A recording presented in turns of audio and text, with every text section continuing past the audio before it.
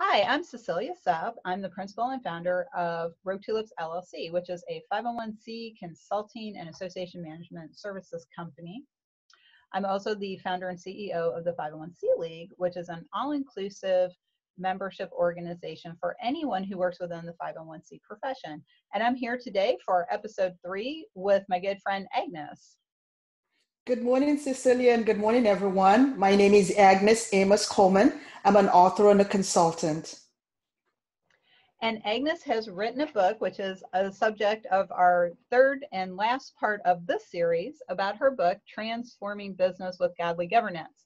If you'd like to see what the first 6 principles are, you can see our episode 1 and 2 at the YouTube channel. But today we're talking about section 3, which is transformation through compassionate leadership.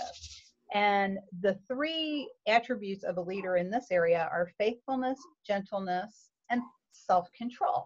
So Agnes, how can we apply these 3 attributes in a business environment? Thank you, Cecilia. Well, faithfulness stands in contrast to workplace greed and desire for power. And I truly believe that we can apply this in our business environment by, remaining steady, committed, and consistent in our business relationships. I have to say that this particular characteristics is actually the pathway to success in business, because faithful leaders would never betray their stakeholders. And when I say stakeholders, I mean their employees, employers, investors, or pursue their own self-desires. Which we tend to find a lot more, or very, very common in our business environment these days. So a faithful leader or a faithful employee, a faithful consultant, a faithful employer, it's always really looking to work very diligently, regardless of whether someone is watching or not, and making sure that the needs of their stakeholders, it's very paramount in their, it's a top of mind. So for me, I think that this is, again, as I mentioned earlier on, Cecilia, it's that pathway to success in business. Well, and then how do we apply then gentleness and self-control to faithfulness? I think that's a great definition of it within the workplace. But how do the other 2 tie into that? Because it's interesting you mentioned power, people going for power in the workplace, and faithfulness maybe keeps us more focused on relationships instead of garnering power and influence for ourselves. Correct, Cecilia. Yes. This the character traits of gentleness is actually displayed when we're not opinionated, but rather we're willing to listen to different viewpoints to make business environment successful. Whether we're a leader, whether we're a consultant, whether we're an employee and employer. And it's really the opportunity just for us to step back in each of our roles and listen to other viewpoints. We're willing to admit our shortcomings and mistakes, because nobody's perfect. And we stop to take stock of our own motives before reacting to workplace situation. So I think, again, it's about accountability and how we look at others and how we treat others. And we need that characteristics of gentleness to help us tie everything together, to be faithful, to be gentle, to have self-control, to have love, to have joy. And it's just really, having that characteristics of gentleness help us really cement that process together if we're going to be successful in the business environment. Well, I think the attribute of self-control is an interesting one, because how many of us have eaten one too many donuts in the break room, or maybe we've been short-tempered with a coworker. So I find that self-control being the 9th attribute is actually very interesting. So what inspired you to add self-control as an attribute? Cecilia, I've been in the business environment for over 30 years, and I have seen, leaders, employees, employers, consultants, individuals, myself included. We've really made decisions based on, our ego versus what's right for the organization. And I think that this is where self-control becomes very, very significant in the business environment, because what it does is that it sets the right tone and culture in the workplace, that we're more about the business. We're allowing the decisions that we make to be focused on the business rather than what's right for us, rather than our ego, what's best for our ego. And I think that, a practical way for us to have self-control in the business environment is that we really need to control our tongue. I mean, right. That's the truth. I know. It's very basic, but it's the truth, the things that we say have greater impact on our stakeholders and our relationships, particularly if we're in the position of leadership. You have no idea how people's lives or people's actions and the things that they say with their mouth has actually devalued, individuals in the workplace, or even the workplace itself. So it's a very simple thing, but it really just means that we need to control how we react, how we speak. In short form, control what you say, because it does have a significant impact, and it can really reflect on your business, on our business environment in a very negative way. That is so true, because I think we all remember if somebody says something hurtful to us, and it may follow us around most of our lives after somebody says something. I know I try to move on and let things go, but then there will be those days where I remember somebody said something nasty to me or didn't treat me very nicely, and that hurts in a different way than a physical hurt. So it's like that old saying, sticks and stones may break my bones, but words will never hurt me. And actually, sometimes I think I'd rather, get hit in the head than have somebody say something mean to me. I'll be honest, because those are the things that affect our self-esteem and how we look at ourselves, and then how we look at the world around us, because our viewpoint starts to change. And so Section 3 really makes me think a lot about the need to have empathy for other people, which is different from compassion, I think, in some ways.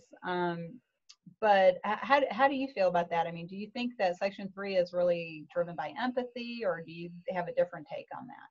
I totally agree, Cecilia. And you mentioned something there earlier about, when people say things to you and it does hurt, and it can impact our lives. It can drive our self-esteem down. Look at the business environment for a second, how much impact we could have if we speak goodness into people's lives rather than cut them down. I know we've talked about it in other segments, but look at our stakeholders.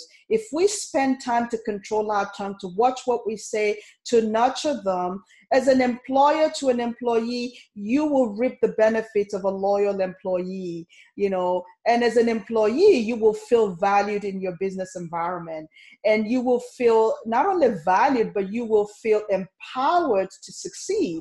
And people don't recognize that these are very, very important characteristics that we need to develop within our business environment to be very successful. But it is so important. It is so important. And regardless of where we find ourselves, whether we're employers, employees, business owners, consultants, we can definitely do a lot of good here if we're able to just take a step back and look at how we nurture and we empower others. Because ultimately what we're doing is that we're saying no for the sake of a bigger and better yes. But we can say it in a better way that doesn't really devalue the stakeholders or the relationships that we work with. And that is in line with something, we have a few minutes left. That's in line with something I've been thinking about lately, which is, what are you willing to give up to get something better? And so many of us just hang on to things because it's comfortable. Mm-hmm. And change can be uncomfortable. But when you think about a butterfly coming out of its chrysalis, mm-hmm. That's a lot of hard work. It's got to break it, and then it has to crawl out, and then it can open its wings. So if you're willing to give up something like a false feeling of control in order to have an improved work environment, wouldn't we all want to do that? But I think finding the example to do that, and that's why I love your book, I'm going to give another plug, Transforming Business with Godly Governance. I love this book because it gives you not just these 9 attributes you've written about, but it gives you evaluation sheets. It gives you exercises in this book that you can walk through and see, how can I apply these things in my day. Mm-hmm. And maybe you're a little shy about doing it work, but somebody has to be the one who speaks up. And I'd also like to get your take on this in the last few minutes we have of this episode, is somebody has to speak up and somebody has to set this tone. So, and one of my favorite shows from the 90s, Xena Warrior Princess, had a great line that Xena, the main character, said, which is, sometimes you have to fight for peace. Mm-hmm. And that seems wrong. That doesn't seem like it makes sense. Fight for peace. But sometimes you do have to take a stand. And so how can people take a stand at work, in their work environment, and use these attributes? You know, based on the premises of the book, the reason why the book was written in the first place was that I wanted to encourage stakeholder engagement in the business environment. I wanted to remove the veil of the them versus us. And I wanted us within the business environment to begin to challenge our thinking. But it would have to start on an individual level. You and I are going to have to play our part in all our business relationships out there.